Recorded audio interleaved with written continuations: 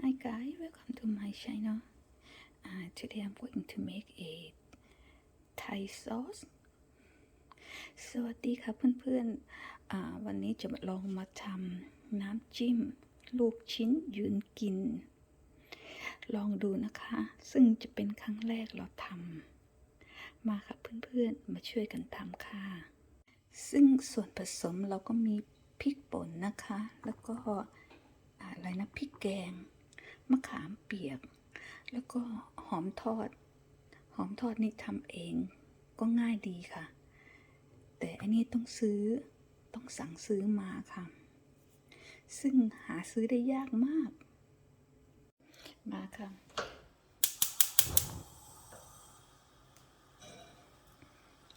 ใส่น้ำมะขามเปียกลงไปก่อนนะคะ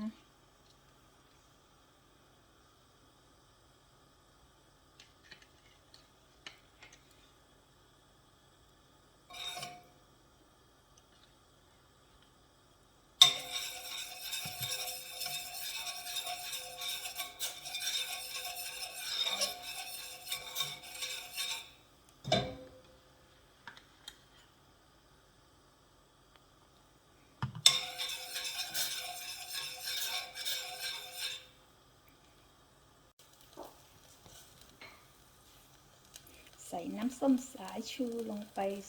2 ช้อนโต๊ะนะคะ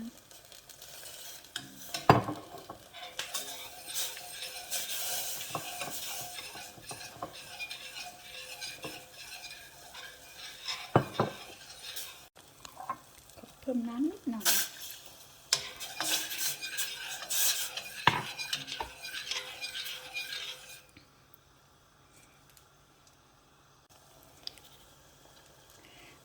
น้ำตาลมะพร้าวนะคะ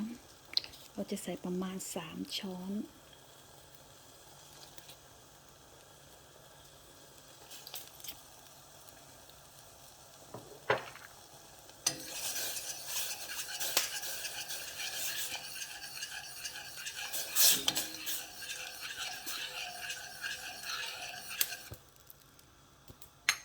นี่เราใส่แป้งมันลงไปด้วยนะคะ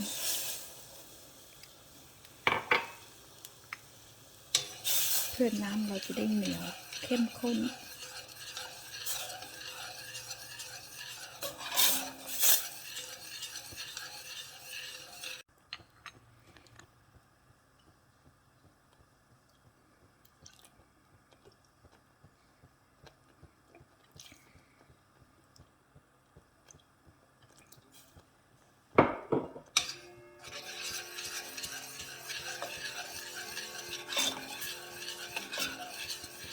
สีสวยน่าทานมากค่ะ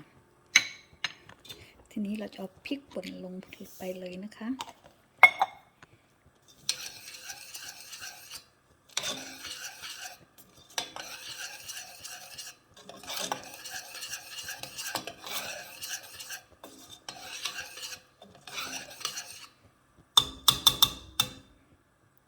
เราจะใส่หอมทอดลงไปด้วยค่ะหอมทอดนี่ทอดเองนะเนี่ย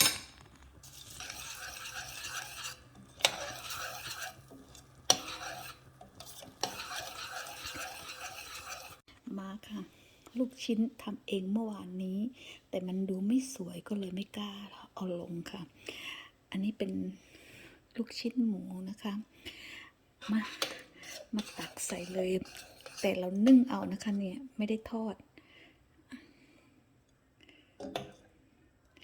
ดูซิว่าจะเป็นไง